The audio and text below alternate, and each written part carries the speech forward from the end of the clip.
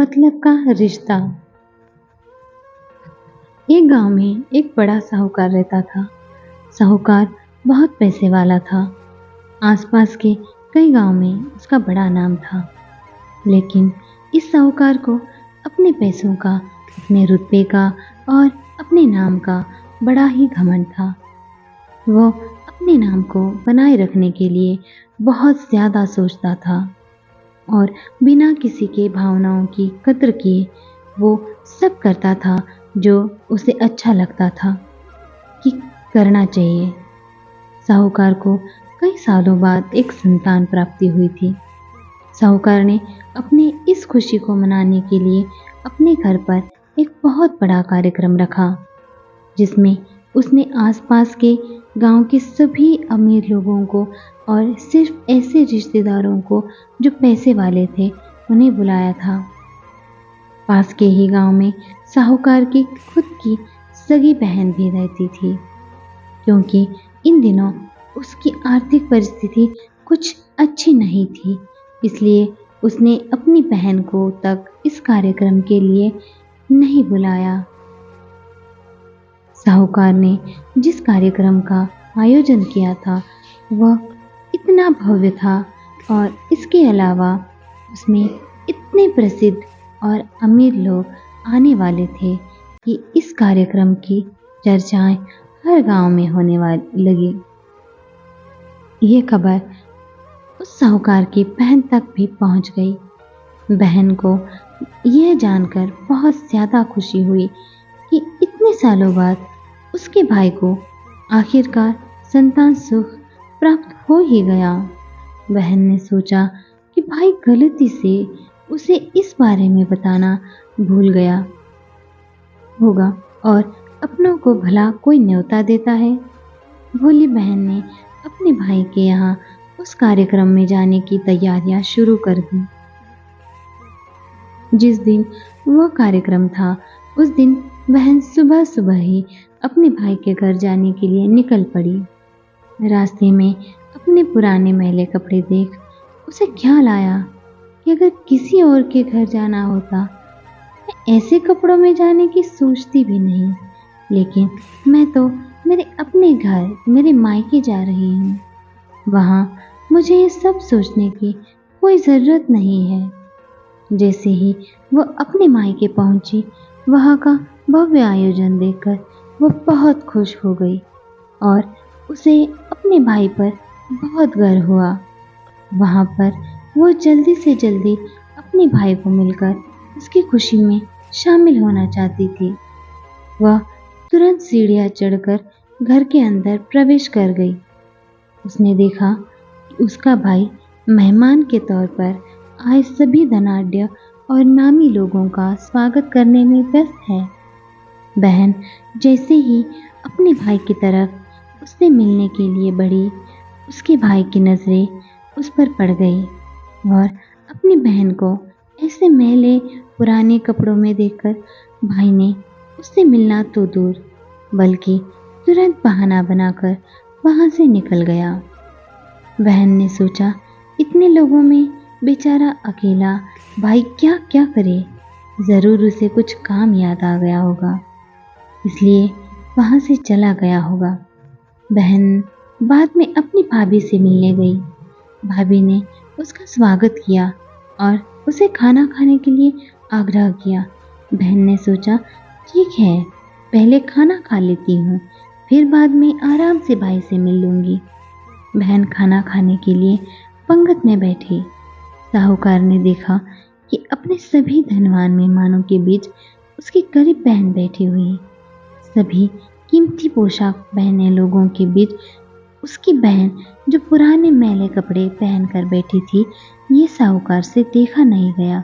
उसने अपनी बहन को अपने पास बुलवाया, भला बुरा सुनाया और वहाँ से जाने के लिए बोला। बहन ने अपने सपने में भी नहीं सोचा था कि उसके साथ कभी ऐसा व्यवहार भी हो सकता है, और वह भी उसके खुद के मायके में। अपना अपमान होने के बाद बहन तुरंत अपने घर ससुराल जाने के लिए चल पड़ी। बहन इस बात को पचा ही नहीं पा रही थी कि उसके अपने भाई ने उसके साथ इतना बुरा व्यवहार किया। उसकी आंखों से आंसू नहीं थम रहे थे। रास्ते में उसे अपनी पुरानी दोस्त मिली। उस दोस्त ने उसे रोने का कारण पूछा। हालांकि बहन उसे कुछ भी नहीं बताना चाहती थी, लेकिन दोस्त के बार बार पूछने पर उसने उसके साथ हुई सारी घटना उसे बता दी। उसकी दोस्त एक समझदार महिला थी और काफी प्रैक्टिकल सोचने वाली थी। उसने कहा, अगर तुम मेरी बात मानो तो एक दिन तुम्हारा भाई तुम्हें अपने यहाँ बुलाएगा और तुमसे माफी मांगेगा। बहन ने उसे कहा कि मैं तुम्हारी हर बात मानूंगी, बताओ मुझे क्या करना होगा। दोस्त ने कहा कि तुम इस अपमान को, इस दुख को एक दिशा दे दो और कोई गृह उद्योग शुरू कर दो। उसमें इतनी मेहनत करो कि उस काम में तुमसे अच्छा कोई भी ना हो। बहन को अपने दोस्त की बात सही लगी। उसने घर पहुंचकर अपने आंसू पोंछकर उसी दिन से एक गृह उद्योग शुरू किया। उसने दिन रात मेहनत की, अपने साथ कई और गांव की महिलाओं को जोड़ा और देखते ही देखते उसका गृह उद्योग चल पड़ा। कुछ ही सालों में आसपास के 50 गांव में उसका नाम और रुतबा काफी बढ़ गया और अब वह पैसों के मामले में अपने भाई से भी ज्यादा बड़ी बन गई। भाई को जब यह पता चला कि उसकी बहन इतनी अमीर हो गई है तो उसने सोचा कि एक बार उससे मिल कर आया जाए। वह जब अपनी बहन को उसके घर मिलने पहुंचा तो बहन ने उसका किसी राजा महाराजा की तरह स्वागत किया, उसके पसंद का खाना खिलाया। बहन का ऐसा व्यवहार देखकर भाई को अपनी पिछली गलती का एहसास हो गया, इसलिए उसने अपनी बहन को अपने घर होने वाली पूजा के लिए आमंत्रित किया। कुछ ही दिनों बाद बहन अपने भाई के यहाँ उस पूजा के लिए पहुंच गई। जैसे ही बहन अपने भाई के घर पहुंची, उसका भाई उसके स्वागत के लिए दरवाजे में ही खड़ा था।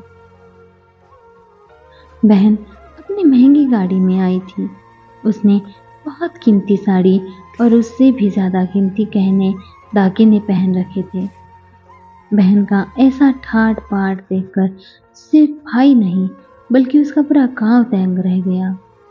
भाई दौड़ कर आया और बहन की गाड़ी का दरवाजा खोलकर उसे बाहर आने के लिए कहा और बड़े प्यार से उसे पूजा का प्रसाद ग्रहण करने के लिए बुलाया। बहन को इस बार 12 पकवान परोसे गए थे।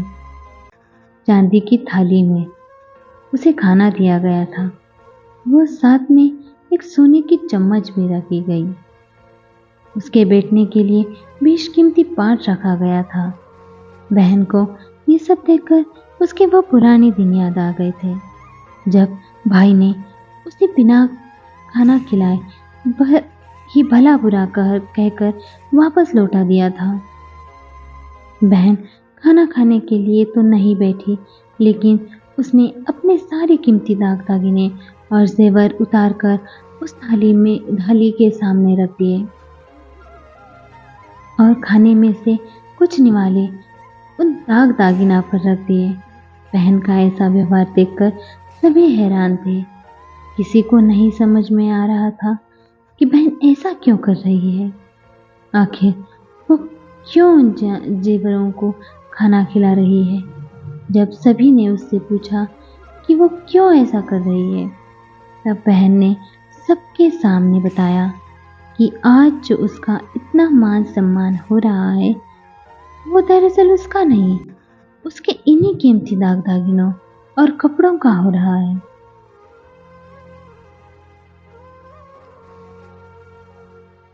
क्योंकि मैं तो अभी भी वही पुरानी साहूकार की बहन ही हूँ। अगर कुछ बदला है वो मेरी परिस्थिति है, मेरे कपड़े और गहने हैं। भाई ने अपनी गलती का एहसास होने पर इस बार अपनी बहन के पैर पकड़कर माफी मांगी। बहन जो पहले भी अपने भाई से निस्वार्थ प्रेम करती थी, उसने अपने भाई को माफ कर दिया और उसे गले से लगा लिया। दोस्तों, वैसे सिर्फ हमारे जीवन को सरल बनाने के लिए है, जबकि रिश्ते जीवन में मिले किसी वरदान की तरह है। अगर उन्हें सच्चे मन से और निस्वार्थ भाव से निभाए जाए, पैसे खर्च हो जाए तो आप बाद में भी कमा सकते हैं, मगर रिश्ते खर्च हो जाए तो दुनिया का सारा धन भी आपको उन्हें वापस नहीं दिला सकता।